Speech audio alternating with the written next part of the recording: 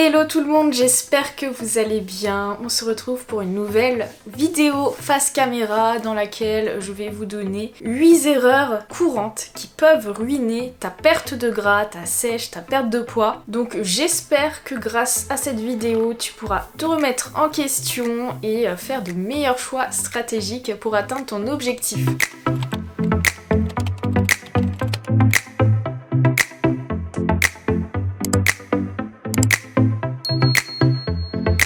Avant de commencer, si tu souhaites avoir un programme sportif et alimentaire pour ta perte de gras, qui te permettra à la fois de gagner du temps, comprendre ce que tu fais et d'éviter 90% des erreurs que les gens font, eh bien je t'invite à cliquer sur le premier lien dans la description de la vidéo. Ça te permettra d'atteindre tes objectifs plus facilement.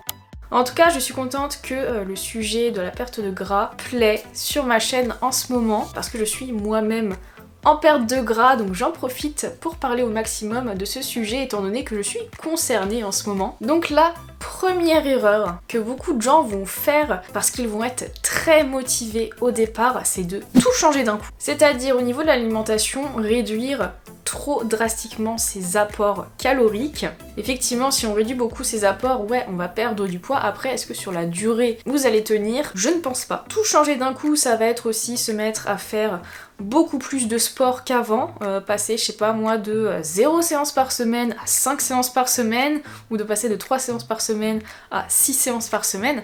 Ça, c'est un énorme changement, et ça va être aussi modifier complètement sa façon de manger. Bannir des aliments qu'on avait l'habitude de consommer, en intégrer d'autres qu'on n'avait pas du tout l'habitude de consommer. Voilà, tout changer d'un coup. Le truc, c'est que les êtres vivants ont des habitudes et sont rassurés par la routine.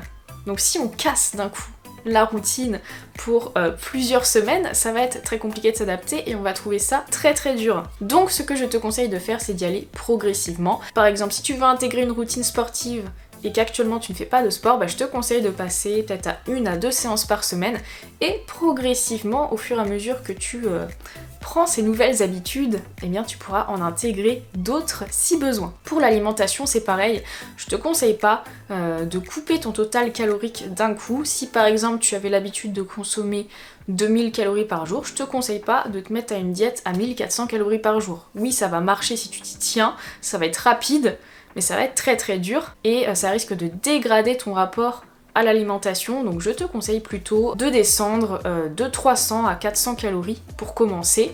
Deuxième erreur, c'est de penser qu'il y a des aliments interdits lorsqu'on veut perdre du gras. Faut comprendre que la perte de gras est provoquée par un déséquilibre de la balance énergétique. Cette balance, plutôt que d'être équilibrée au niveau des apports alimentaires et des dépenses physiques, eh bien les dépenses physiques vont être plus importantes que les apports alimentaires, ce qui va forcer le corps à puiser dans les réserves et donc on va perdre du gras. Donc c'est pas des aliments en tant que tels qui vont faire maigrir ou des aliments en tant que tels qui vont faire grossir, il faut vraiment le comprendre. Effectivement, il y aura des choix judicieux à faire. Par exemple, manger des cookies de la mycaline en perte de gras, ça va être plus compliqué que une pomme et du skyr. Donc est-ce qu'il faut bannir des aliments en perte de poids? Non, il n'y a pas d'aliments à bannir. La nuance est que il faut privilégier des aliments qui vont être volumineux pour moins de calories, qui vont être satiétogènes pour éviter d'avoir faim malgré le déficit calorique. Et il y a certains types d'aliments où on va pouvoir effectivement réduire les quantités sans pour autant les supprimer, comme les féculents par exemple ou les matières grasses. Par exemple, il serait judicieux de passer à de la viande plutôt grasse à de la viande plutôt maigre. Donc, par exemple, un steak haché 15% de matière grasse qu'on avait l'habitude de consommer, bah, mieux vaut passer au steak haché 5%. Pour le fromage blanc, c'est pareil, mieux vaut passer du fromage blanc classique au fromage blanc 0%, ça peut être un choix judicieux également. Mais ceci dit, vous avez tout à fait le droit de manger du chocolat, de vous faire plaisir chaque jour, c'est super important et c'est le point suivant. L'erreur suivante que je vois encore beaucoup trop, c'est d'attendre le cheat meal pour se faire plaisir. Et ça arrive lorsqu'on s'impose une diète vraiment stricte en termes de calories, c'est-à-dire un apport calorique vraiment bas, et donc on a faim toute la semaine, ou parce qu'on s'interdit des aliments justement, donc le point d'avant. Donc on va manger de manière fade la semaine, et on attend qu'une seule chose, c'est de pouvoir se péter le bide lors du cheat meal du week-end. Voire il y en a même qui se pètent le bide vraiment tout le week-end. Alors je te conseille vraiment d'oublier ça parce que déjà ça va dégrader ta relation avec la nourriture, tu vas te mettre à mettre des aliments dans des cases, tu vas te mettre à penser qu'il faut mériter un certain type de nourriture alors que pas du tout, et aussi ça peut annuler ton déficit calorique. Je te mets un graphique ici, tu te restreins beaucoup la semaine, tu manges pas énormément de calories et tu bannis beaucoup d'aliments. Le week-end t'as qu'une envie, c'est de te lâcher, donc c'est ce que tu fais et tu ne comptes pas tes apports parce que on est d'accord, on n'a pas trop envie de savoir dans ces cas-là. Et ben regarde, la moyenne calorique sur la semaine fait que tu peux annuler ton déficit rien qu'en faisant ça. Et il y a plein de gens qui sont comme ça, qui vont dire oui je comprends pas, moi je mange 1500 calories par jour et pourtant je perds pas de poids, mais ces personnes oublient de préciser que le week-end elles mangent beaucoup plus que ça. Mais vu qu'elles ne comptent pas, elles ne le prennent pas en compte. Donc mon conseil là c'est au quotidien, il faut se faire des recettes savoureuses, riches en protéines et satiétogènes. Je t'invite à regarder mes vlogs sur ma perte de gras, comme ça tu pourras voir ce que je mange. Franchement, je me fais des belles assiettes de pancakes avec du chocolat fondu, je me fais des burgers frites, des pizzas maison. J'intègre ça dans ma diète et pas forcément le week-end, ce qui fait que j'ai finalement pas trop envie de faire un cheat meal. Et d'ailleurs, dans le programme que je veux parler au début de la vidéo, il y a un e-book de 74 recettes. C'est cet e-book là que j'utilise moi pour faire mon plan alimentaire, et ces 74 recettes sont plutôt sympathiques et la plupart sont adaptées pour une perte de gras, justement pour se faire plaisir, pour tenir son déficit calorique et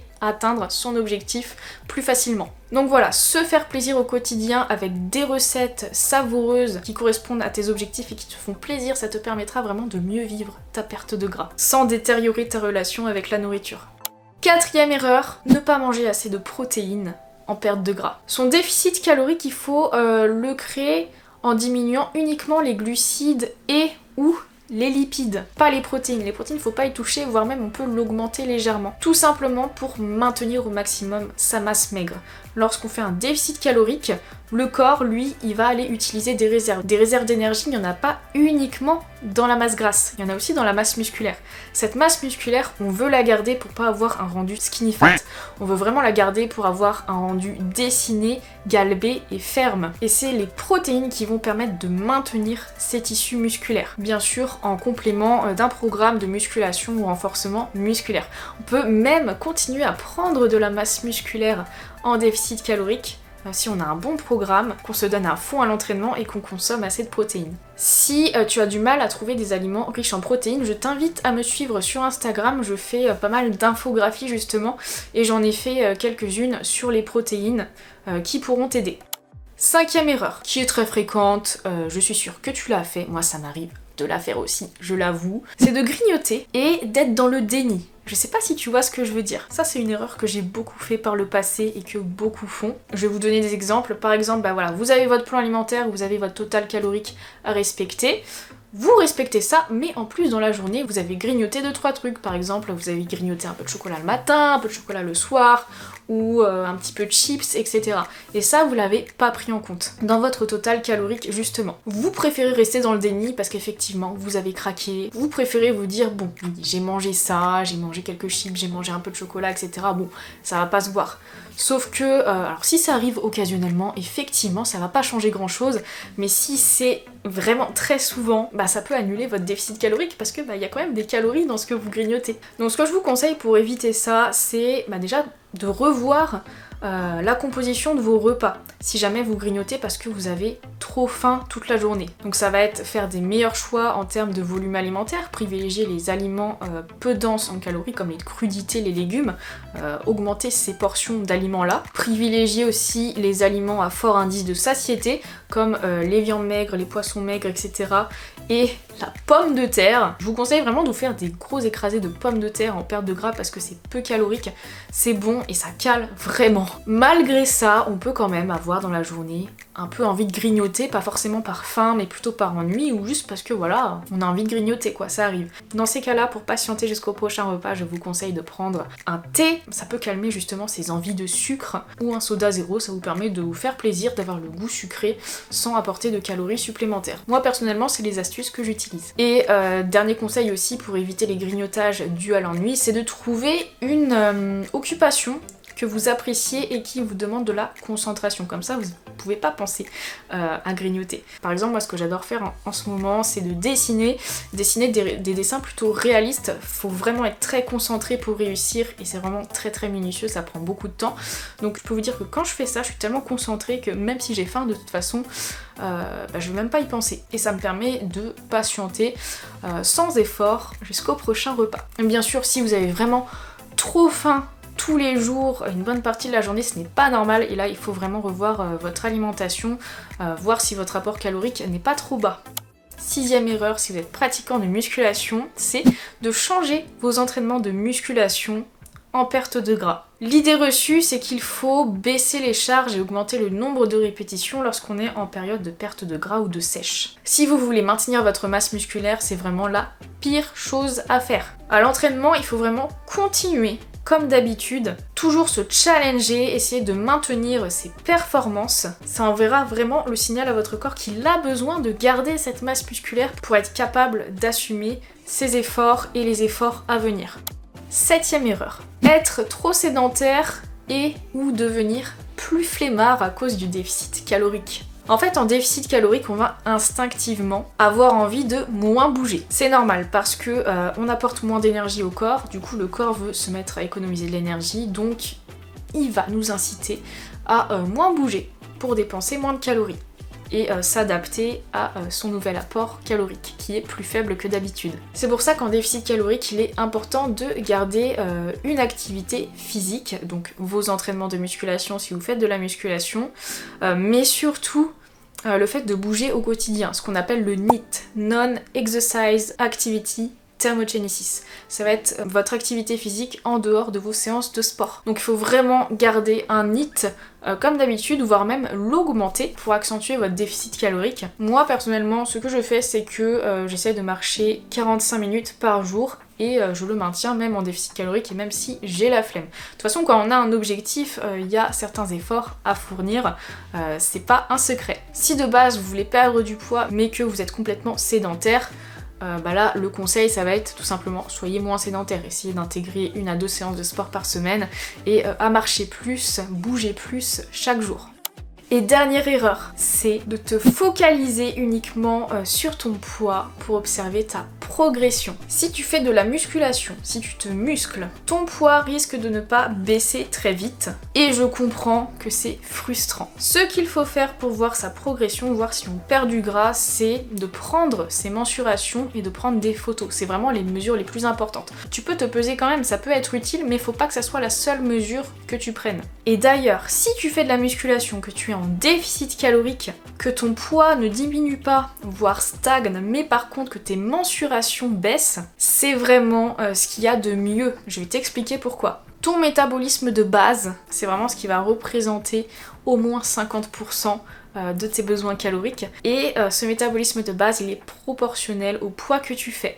Donc si tu perds du poids, ton métabolisme de base baisse aussi et donc tes besoins diminuent également. Or, si grâce à la musculation tu arrives à maintenir ton poids tout en perdant du gras, ça veut dire que tu prends du muscle et que tu perds du gras en même temps. C'est une recomposition corporelle et c'est top. Parce que ça fait que tu te mincis, tu te dessines tout en conservant ton poids et donc tout en conservant tes besoins caloriques. Et ça, c'est vraiment le top du top pour garder sa transformation sur le long terme. Parce que si on perd trop de poids, nos besoins, ils vont quand même pas mal diminuer. Et ça veut dire qu'ensuite, sur le long terme, pour garder ces résultats, on devra manger moins qu'avant.